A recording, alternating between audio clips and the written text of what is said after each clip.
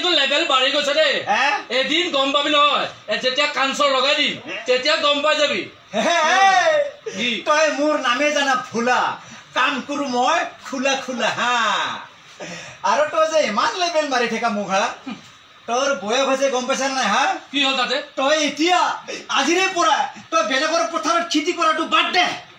মই বেলেগৰ খেতি কৰো বেলেগৰ পথাৰ কৰো মোৰ ঘৰৰ পথাৰ কৰো তাত ক'বলগীয়া কি আছে মই আৰু ক'ত দেখিছো বেলেগৰ পথাৰত খেতি কৰিব যোৱা ক'ত দেখিছো মই মোৰ পথাৰত খেতি কৰিছো কিয় জয়ন্তৰ মাইকীটো ভাল নাপা কি এইবোৰ কৰে কি খেতি কৰা কৈ আছে এটা লাজ পাইছা লাজু কি খেতি কৰা তই খেতি কৰ কিন্তু ঘৰলৈ ধান গৈয়ে নাপায় খেতি এইটো বেলেগ খেতি বহুত ভাল লাগিছে আৰু আকৌ এবাৰ ৰাইজৰ ওচৰত যাব পাম তাকে মনটো পুৰা উৎফুল্লিত হৈ আছে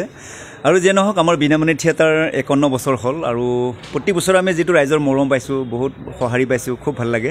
আৰু এইবাৰো আমি আগৰ দৰে আমি আগবাঢ়ি যাম ৰাইজৰ মৰম বিচাৰি যাম আৰু নাটক খুব ধুনীয়া ধুনীয়া নাটক আছে এইবাৰ আকৌ এবাৰ যিবিলাক আমাৰ আগতে মই যেতিয়া প্ৰথম বিনামণি থিয়েটাৰ ভৰি দিছিলোঁ আৰু জন্ম এইখন থিয়েটাৰতে মোৰ আৰু আমাৰ পুতুদা অৰ্থাৎ আমাৰ প্ৰণৱ বৰ্মন ডাঙৰীয়া প্ৰযোজক তেখেতে মোক সুবিধাকণ দিছিলে কিন্তু আকৌ এবাৰ মই এইবছৰ ইয়াতে আহিলোঁ আৰু মোৰ ঘৰৰ থিয়েটাৰ আৰু এবাৰ আকৌ এবাৰ লৈছোঁ আমাৰ যিখনে ৰাইজে চাবৰ কাৰণে এনি টাইম হাহাকাৰ কৰি থাকে একদম ৰাইজৰ মৰমৰ এখন নাটক পাগলা মামা আমি আকৌ এবাৰ ৰাইজৰ ওচৰলৈ নিবৰ কাৰণে সাজু হৈছোঁ বেলেগ ৰূপত খুব ভাল পাব এখন সকলোৱে বহি কিনে চাব পৰা নাটক আমাৰ তাতে কোনো হেৰি নাই খুব ভাল পাব পাগলা মামা আকৌ আহি আছে আকৌ সকলোৱে য'ত নেকি তিনচুত লাগি আমাৰ হৈছিলে আকৌ এবাৰ আমি যাম ৰাইজৰ ওচৰত খুব ভাল লাগিব আপোনালোকে চাবৰ কাৰণে ৰেডি থাকক আমি যাবৰ কাৰণে ৰেডি হৈ আছোঁ আৰু অসমবাসী ৰাইজৰ ওচৰত আশীৰ্বাদ বিচাৰিছোঁ আমাৰ যাতে 9 মাহ দিনটো পুৰা ভালে ভালে যায় আৰু আপোনালোকে যাতে আঁকোৱালি লৈ তাকে কামনা কৰিছোঁ আৰু অসমবাসী ৰাইজক ধুনীয়াকৈ জ্ঞাপন কৰিছোঁ আমাক বিনামূলীয়া থিয়েটাৰ ইমানখিনি আগবঢ়াই নিয়াৰ কাৰণে আচলতে যোৱা বছৰটো খুবেই ভাল হৈছে আমাৰ আৰু এইবাৰ আৰু বেছি ভাল হ'ব কাৰণ কি আমাৰ জনপ্ৰিয় অভিনেতা কৌতুক অভিনেতা বিপুল ৰাভা আছে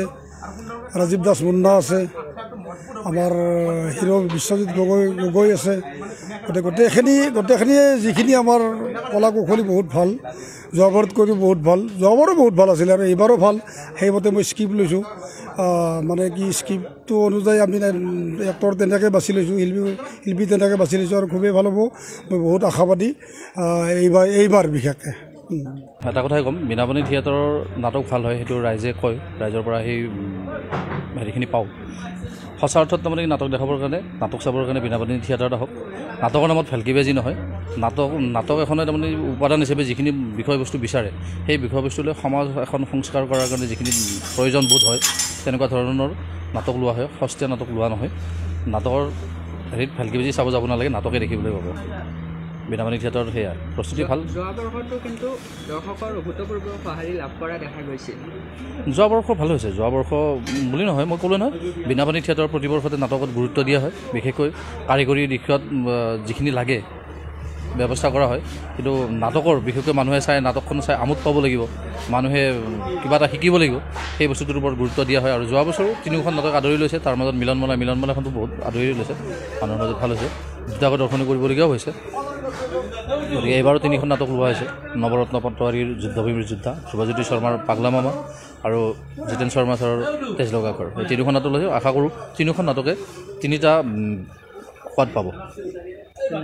নাটক আমাৰ 3খনো খুবেই ভাল এইবাৰ মই প্ৰথমবাৰৰ বাবে বিনামণিত আহিছোঁ যোৱা বছৰ খুব ভাল ৰিজাল্ট শুনিছোঁ আৰু পুতুদায়ো কৈছে মই নিজৰ নাটক চাইছোঁ যোৱা বছৰ ভাল এই বছৰো ভাল হ'ব বুলি আৰু আশা কৰিছোঁ পুতুদাই মোক ইয়াত বিনামণি থিয়েটাৰত অভিনয়কণ কৰিবলৈ সুবিধা দিয়াৰ বাবে তেখেতক বহুত বহুত ধন্যবাদ দিছোঁ আৰু সকলোৱে যাতে আমাৰ বিনামণি থিয়েটাৰক আগন্তুক আহি থকা বৰ্ষত আঁকোৱালি লয় সেইটোৱে তেখেতসকলৰ পৰা অসমৰ ৰাইজৰ পৰা মই মৰম আৰু শ্ৰদ্ধা বিনাপানী থিয়েটাৰত দৰ্শকে নাটক চাব আহে বুলি শুনি আছিলোঁ নিজেও চাইছোঁ বহুত বছৰ আৰু যিহেতুকে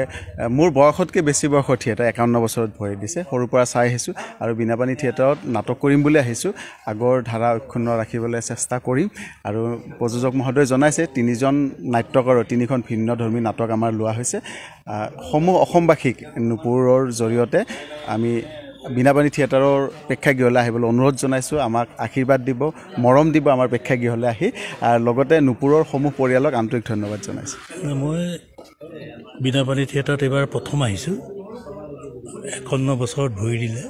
ভাবিছোঁ এইবাৰ আমাৰ নাট্য দলটি যথেষ্ট ভাল অভিনেতা আছে, অভিনেত্ৰী গোট খাইছে, গতিকে নিশ্চয় ভাল পদক্ষেপেৰে আগবাঢ়িব। সকলোৱে প্ৰাণ ঢালি অভিনয় কৰিব, নাটক ভাল পাব, আৰু ৰাইজে নাটক চাবলৈ আহিব, আমাকো আশীৰ্বাদ দিব, মৰম দিব।